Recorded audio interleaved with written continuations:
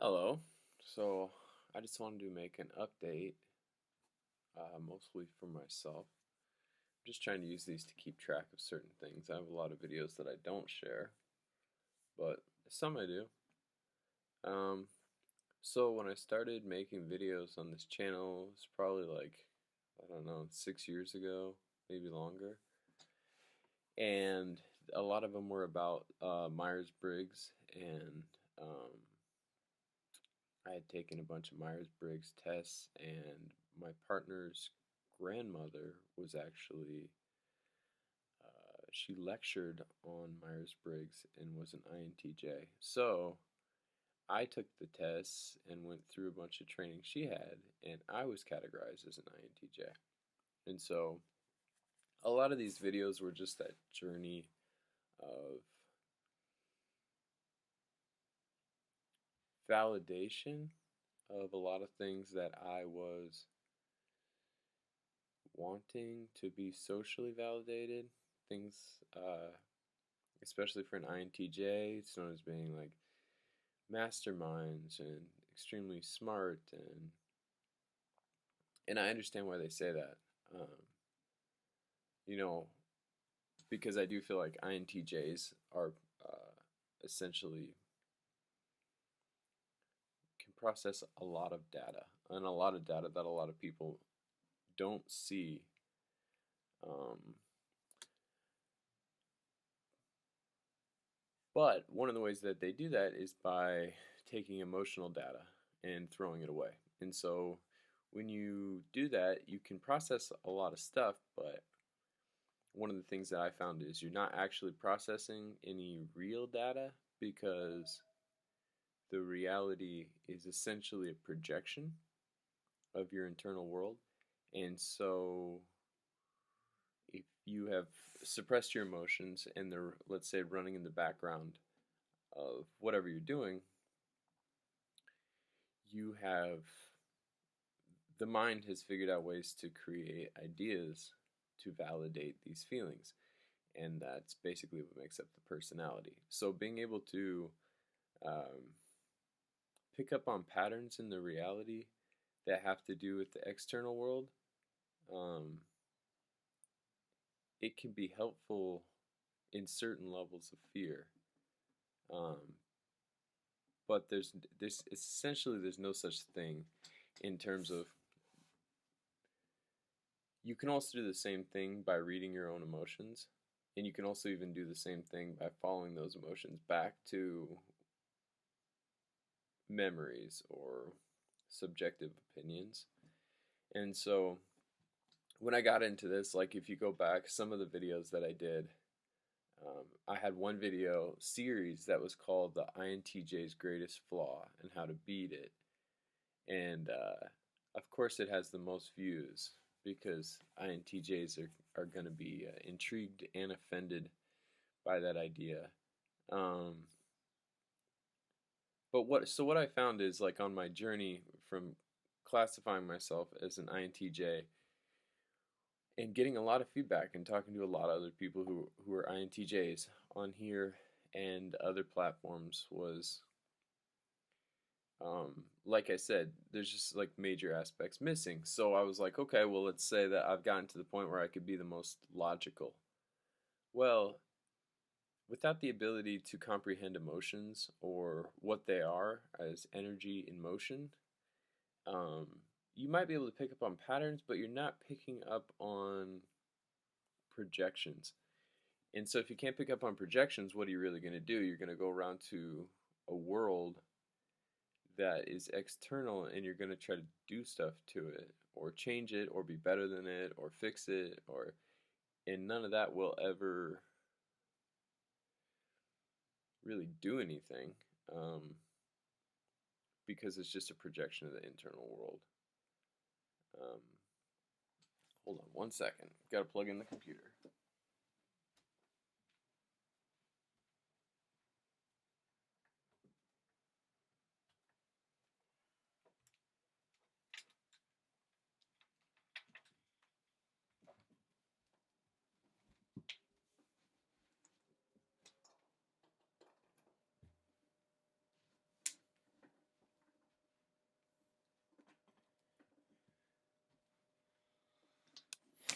Sorry about that. Hopefully that wasn't too long. So think of it this way. You go through stuff as a child, if you want to call it that. Or let's go back even further. The moment you incarnate into a physical body, you start to feel things that you would consider denser than before you had a physical body or after.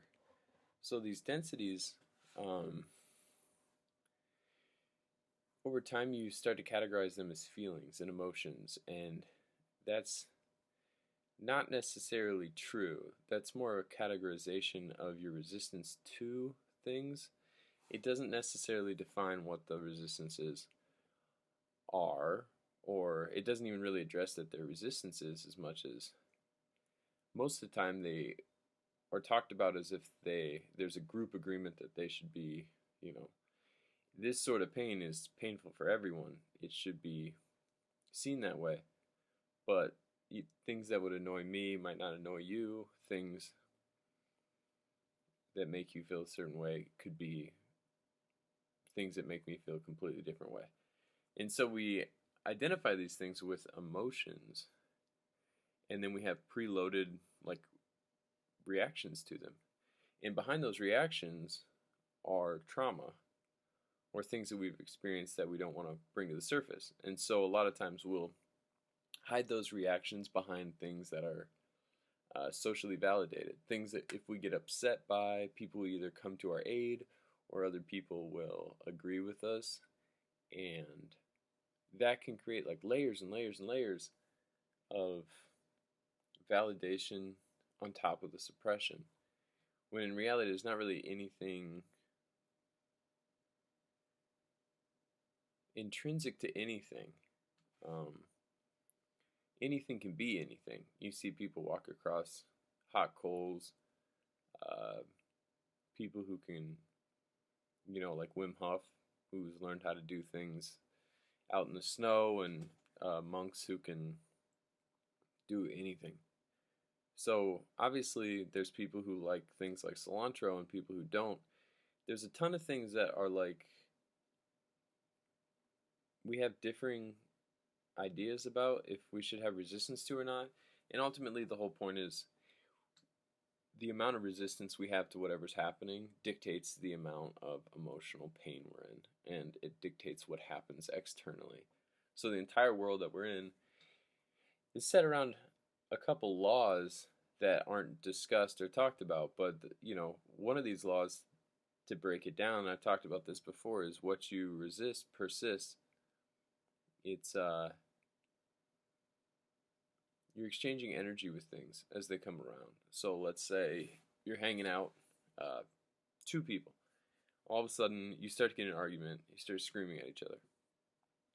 You're both right. You both want to fight for your point. Now, that doesn't necessarily mean that you're arguing with the person. It's just as possible that you could have come across what you could think of as a cloud of a specific frequency that both people have resistance to. The mind decides to figure out what caused it in present time and then points the finger. And so that is pretty normal, but that's not real in any way. So it doesn't mean stuff doesn't offend us. It just means we don't have an understanding of it. So anyone we would think of as bad or anything we would be in resistance to, it's not necessarily comprehensible. It is exactly what you're projecting onto it. And if you're not paying attention to what you're projecting onto it, there's a very muddled group of ideas around what is causing what, and it's all subjective. It's just made up. So the thing with the Myers-Briggs and the INTJ was always you could see all the angles. Well, you couldn't. You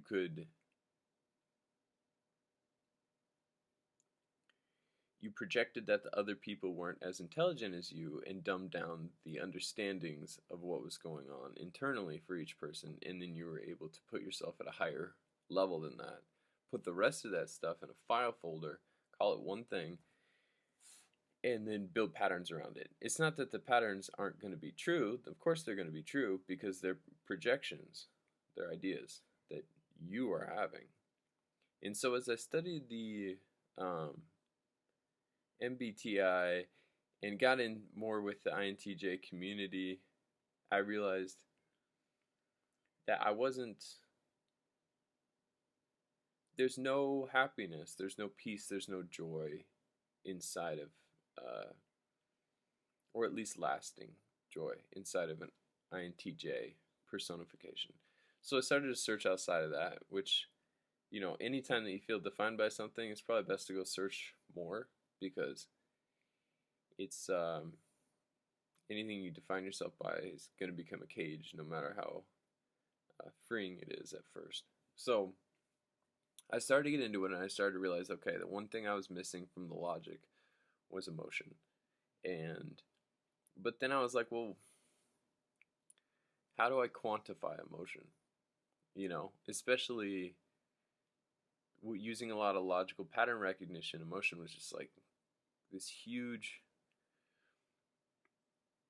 I don't know, undefinable thing. And so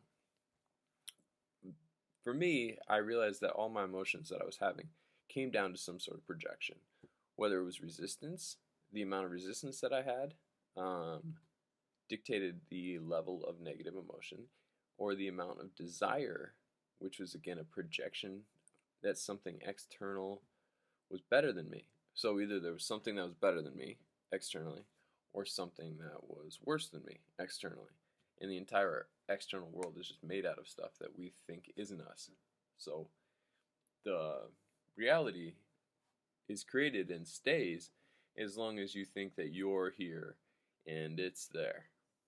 And how could that even be when the person that you're living as, that you're defining yourself as, is just made out of programming and defense mechanisms?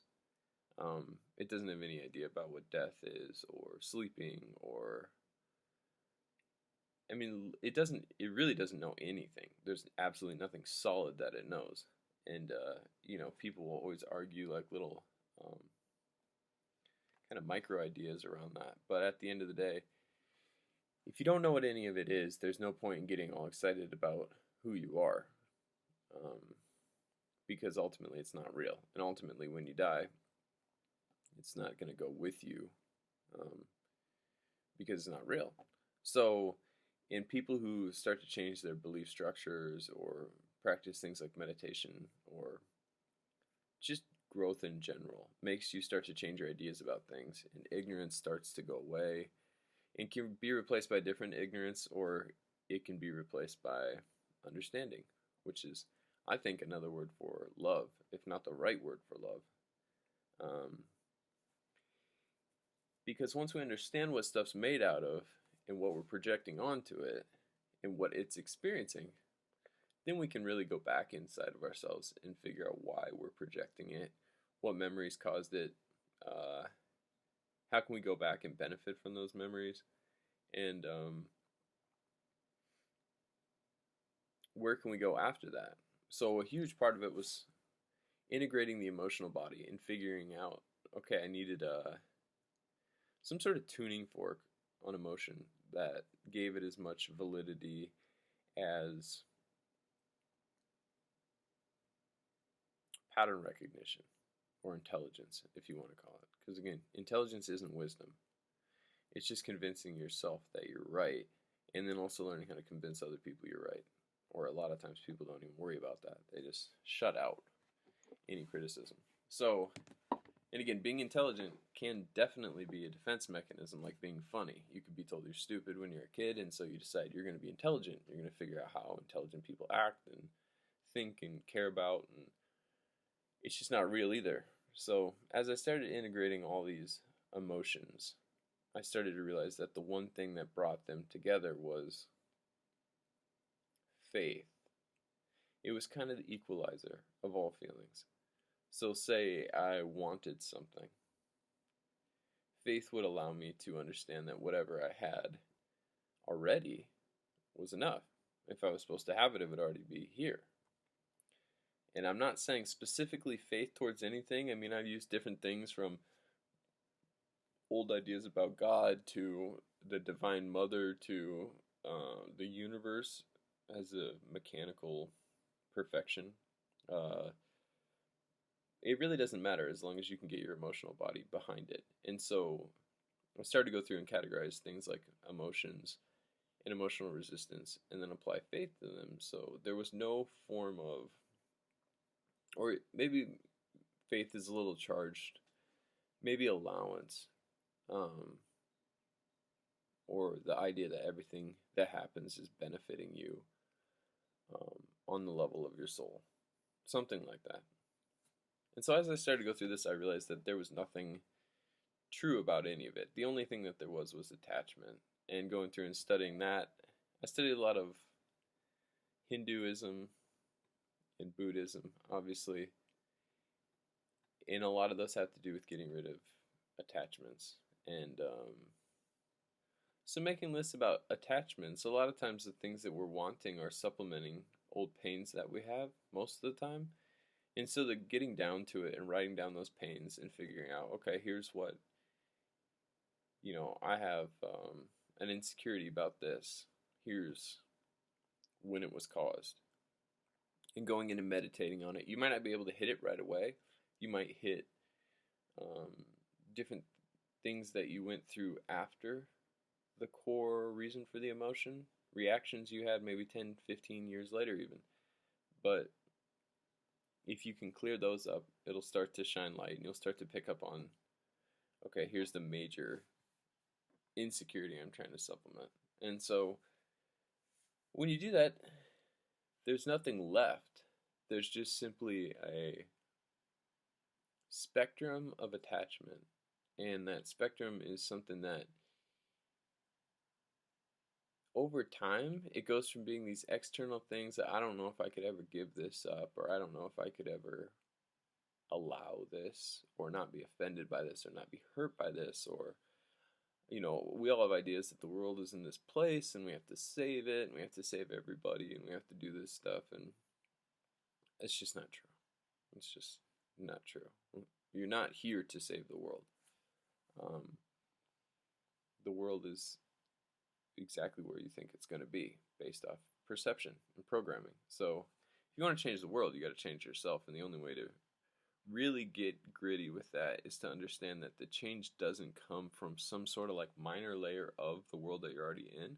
It's not like you go from being unhappy, I'm unhappy John over here, and then I become happy John. That's there's no happiness in that because it's the constraint of being John.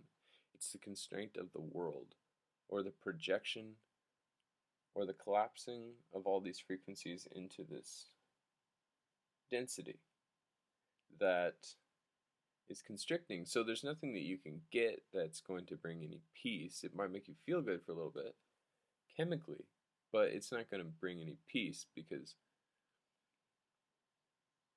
it still includes the prison. So the only way out of the prison, the only way to escape the matrix, from what I've been studying, is to detach from desires. And there's a lot of information that says that we keep coming back here over and over and reincarnating again due to desire.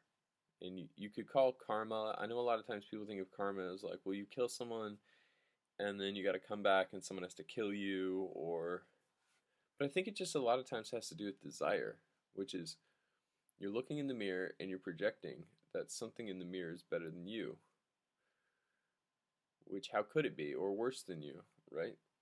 So positive karma. You have all this stuff that's coming to you. You're going to win the lottery and you're going to find the love of your life. Well, so what? You're still going to be you, and you is made up. It's just completely made up. There's nothing true about you. I know everyone wants to be seen, and everyone wants to have aspects of themselves hid or validated, but ultimately it's the same energy that's powering you and me and the dog and the plants and everything. Good people, bad people, however you want to define it. It's the same energy animating everything. So if you put yourself in that energy's position, it's not, it's like a video game. You're not really, it doesn't really matter what your judgments are about the character as much as what the character is capable of, what it starts out with, and what resources it can use and accumulate. And so, if you think of it that way, it's a lot easier to try to figure out what you're doing here. You're not here to accomplish anything in terms of like the world. I mean, like what people call bucket list is a good example, right? You have a bunch of stuff you want to do. If you don't do it, it's worth being reborn here for doing. And how could it be? I mean, the whole time we're alive, we get whatever we want. And I don't mean that in terms of, um, just getting everything exactly how we want it, but there's such a broad spectrum of reality that we're exposed to, and it can be as big as we want it to be. You could travel to, India or Canada, and you could do whatever you want. And at the end of the day, you would still end up at the exact same spot, which is the present moment. None of that stuff carries over. So it's one of those things where you can, it would be the same thing as, imagine the present moment is kind of like a shack. And it's a shitty shack. It starts out as a shitty shack. You can only go into it for a second. It's squeezed in between all these amazing wanderlust travel plans, right? So you live in a shitty shack, but you're constantly traveling. It's exciting. You're seeing the world. There's passion and desire and fulfillment. But ultimately, when you're done traveling, you live in a shitty shack. So, and it costs resources to travel. So the obvious answer would just be to fix up the shack, right? The present moment. There's no need to go anywhere. There's no need to do anything if you can get the shack up to the standard of what you would be projecting onto, say, travel or whatever anyone wants, being rich, um, you know, sexual, emotional validation, that kind of stuff.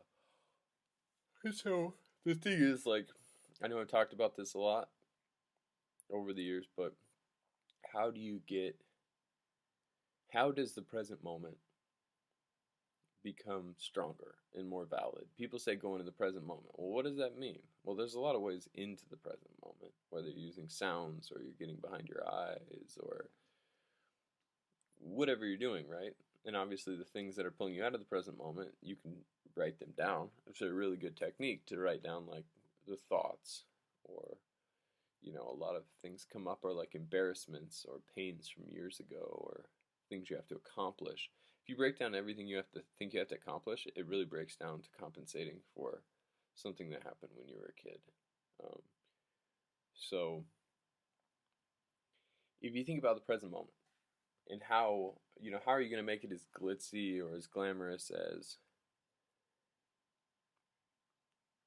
going out to dinner with someone attractive and then making future plans? Well, how would it compete? Well, obviously a couple things are going to have to be done. The first thing is that this idea of going out and doing these things, right? You've done them. And if you haven't, you have to first.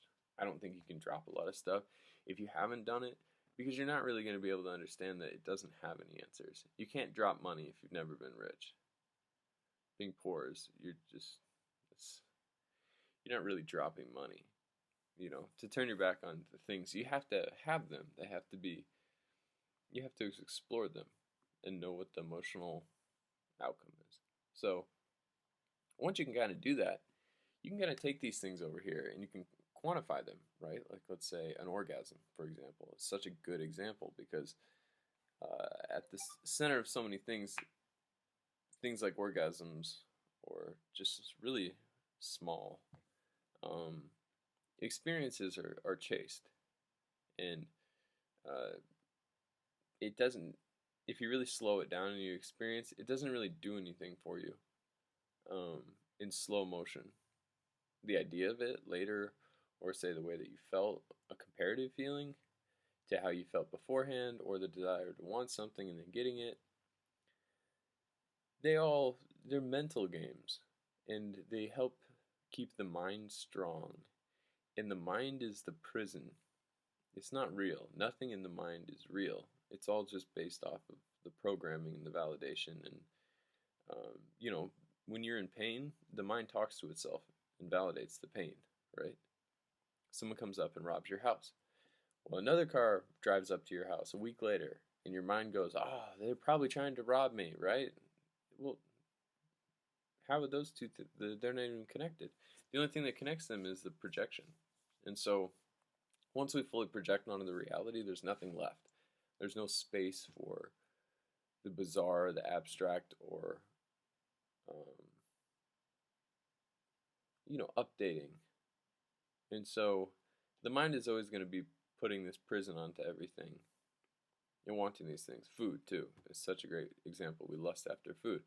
Well, if you put your favorite food in your mouth and you squish it around between all your teeth and your gums and everything, right, and you just sit there, there's not really anything happening. There's just combinations of electricity based off salt and sugar and just different variations. And they're not, it's not, it's not any different than doing anything else. And so when you break down reality this way, there's a huge curtain, um, or a glass ceiling, in the sense of we've been spending our whole lives creating characters, validating those characters, their minds, their talents, all these things, and none of it is important. None of it matters. None of it's going anywhere. You could get everyone on Earth to agree that your ego and your defense mechanisms are not that, and that you're happy and loving, and it just doesn't matter at the end of the day how many people you can convince, because at the end of the day, it just comes down to speed. And so if you turn on the news or you open up your computer, everything is meant to make you go fast. You scroll through social media, it's fast. It's faster than what you'd see in real life. You scroll through the news, it's intended to be scary, to get your heart rate up, to make you go fast. Well, that's it's a world. It exists on a specific frequency range. And so the whole point is the speed is what's uncomfortable. So if you end up becoming like the best person at that speed, it really doesn't matter. It'd be like becoming the best person in the world at a game that you just don't enjoy playing. I guess it's a cool title, but it's not. If the point is peace, or to release yourself from this projection, then that's not going to happen. It's not going to help. And so a lot of the things that come up too, if you think about it, are the Matrix is such a great example. Cypher from the Matrix. He wants to go back into the Matrix. He wants to eat steak. He wants to be rich. He wants to do this and that. Well, you can't turn off the Matrix. You can't turn off a game and see past the illusion of how all this electromagnetic frequencies, how they're all collapsing into these specific things. You can't do that if you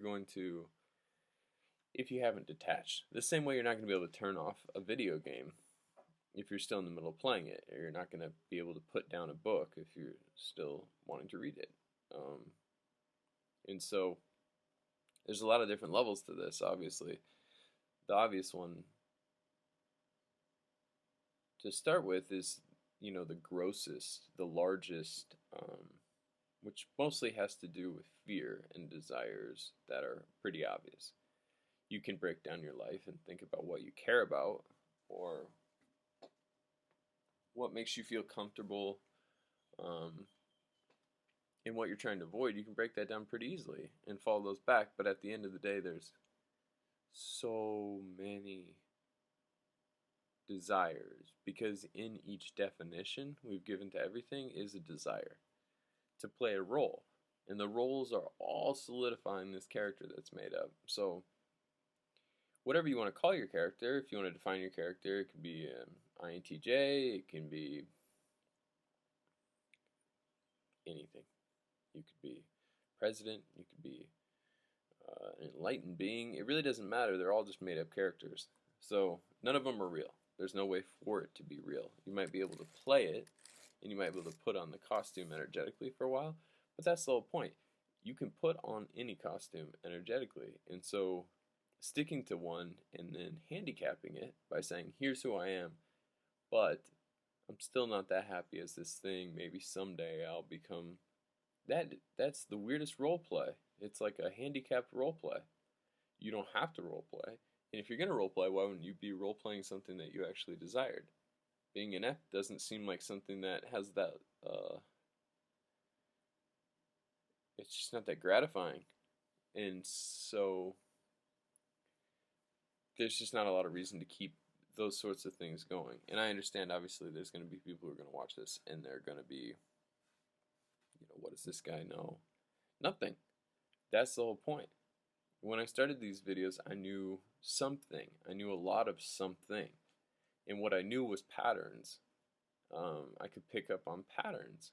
Well, it just so happens that the projected social agreement that we have on the planet lines up a little with my projections of myself. Therefore, I could pick up on patterns in the world that were also the same patterns I was projecting.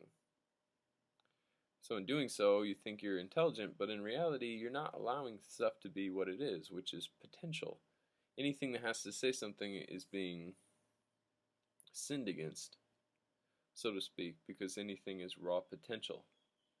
So to create it into something specific and then to either worship it or,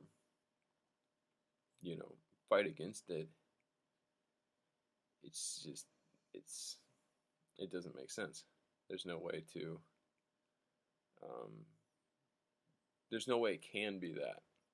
It might be that, like, you might perceive it that way, but that's the power of what we are, is our perception creates the reality.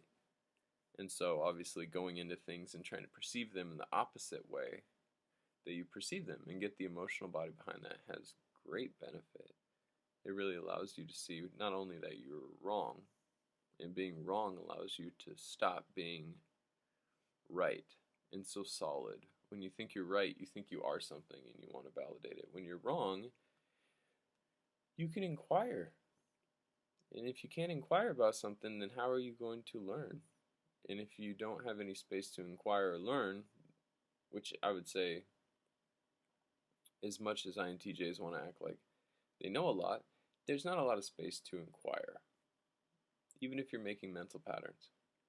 Because ultimately the inquiry isn't, okay, I'm going to keep 98% of reality the exact same, and then I'm going to inquire about what else this grape could mean.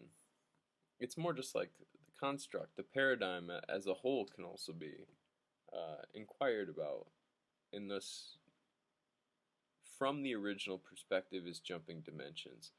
And you can jump dimensions on a small scale or a large scale. You want to be rich, that's just a specific frequency of a specific character that's living inside of the constraints of programming.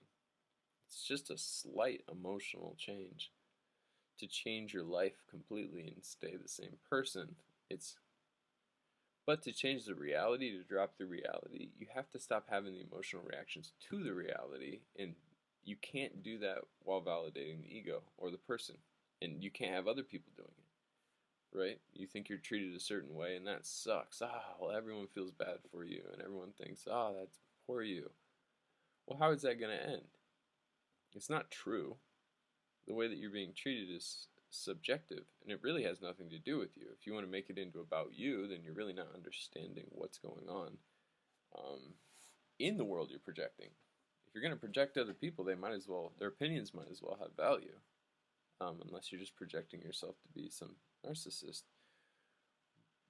which is another key aspect of falling into these sort of astrological traps, thinking that whatever you are, obviously each grouping of people has high points, low points. Well, the low points become twisted to mean something beneficial, and the high points become the highest of high points amongst everyone.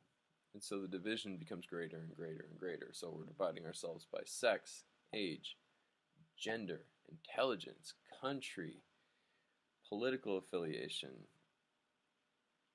resistances, desires. I mean, that is such a tall ladder to climb out of in terms of the reunification with what we actually are, which is this ocean of potential. And one thing I found that helps is to see other people as your past or future lives. I know I've talked about it before, but get emotionally behind it. It's embarrassing. It's embarrassing to be kind on a certain level. Or I should say, there's certain people that we project that being kind to, we're going to be ridiculed for. And the ridicule is just a gateway. There's not a way to avoid it. I mean, you can avoid it completely by not doing any of it, but to free yourself, ridicule is one of the greatest things you can face, because obviously it shows you what you're fighting for. It shows you who you're afraid of being seen as, being misunderstood. That was a huge one for me. I fought against that for 25 years. Like, I really want to be understood. Well, I wasn't understanding other people understanding me. And the way that I was understanding myself that I wanted other people to see was just projection. An amalgamation of all the good things and then, taking out the bad things. And we all want that. I think we all want people to see the good we put in, But it seems a lot of the social programming has to do with do 100 things right, do one thing wrong.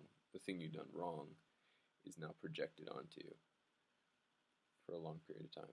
Well, any human with any compassion has value for the 100 things that you did right, and understanding that each one of those was a decision between doing something wrong and doing something right, and we're going to fail. So you can't really expect society to hold that up.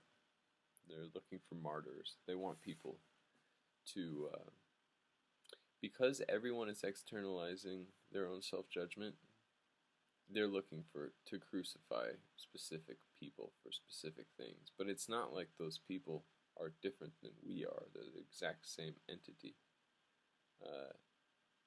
just through different filters. And so if you want to get out of the reality, you might say, well, I've only done this and this wrong, and I've never done this, and I've never done this, so I'm better than this person. Well,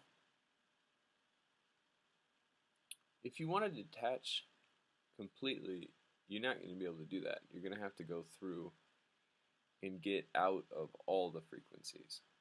And it doesn't mean you have to go through and you have to kill people or you have to do all this weird stuff. But it does mean that you have to be confronted with the frequencies that cause people to do those things. Like extreme insecurity or loneliness or abuse, or you're not going to live your best life and then you're just going to be like, all right, that's it. It's very much the accepting of the totality of it. And then once you can do that, then it really just zooms out and becomes so beautiful and obvious. It is subjective. And because it's subjective, the present moment is the reset on what things mean. So if every moment is the present moment, and the only definitions we really have are based off of viewing things through the lens of time, whether we're consolidating time in the past or the future, none of the stuff we're even experiencing, even this conversation, is happening in the timing that we experience reality, which is present moment, right? Like if I'm in the present moment,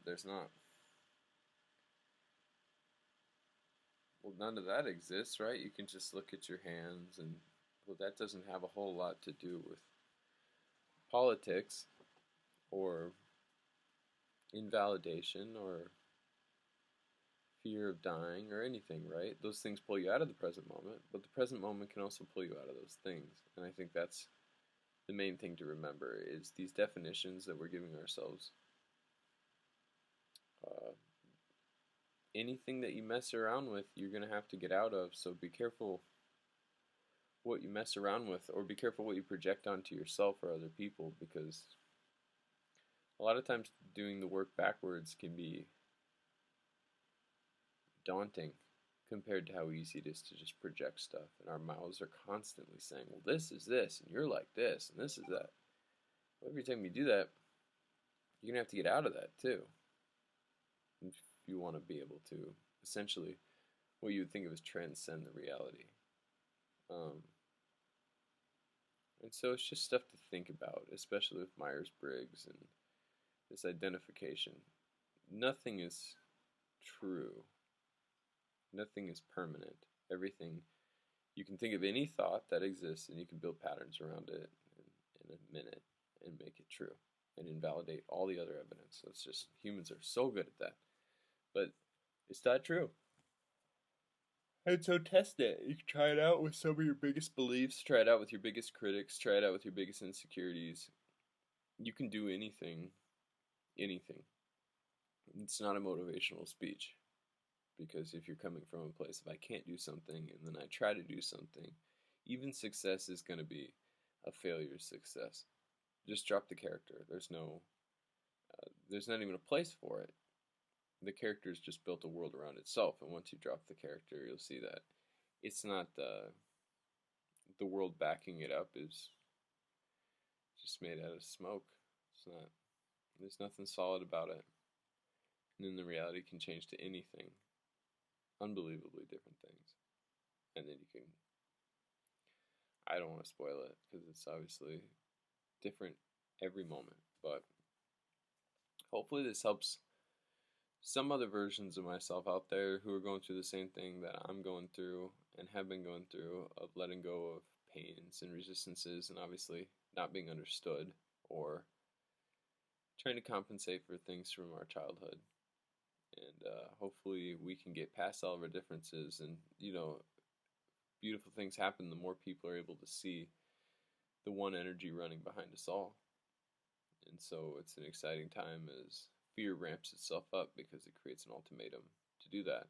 And so um, hopefully more people will be able to become free of the fear and be able to see that the people who are causing pain and the people who are causing happiness are the same people. And everything is pretty understandable if you take your own ego out of it. So I guess we'll see. I have a couple other videos I'm going to do. Maybe I'll do them today, maybe I'll do them this next week. But I definitely, one I'm going to touch on is sexuality and what that does and what that energy can be used for in like a tangible way for a regular person. So I'll get to that, and hope you guys are all having a beautiful day. Just remember the present moment.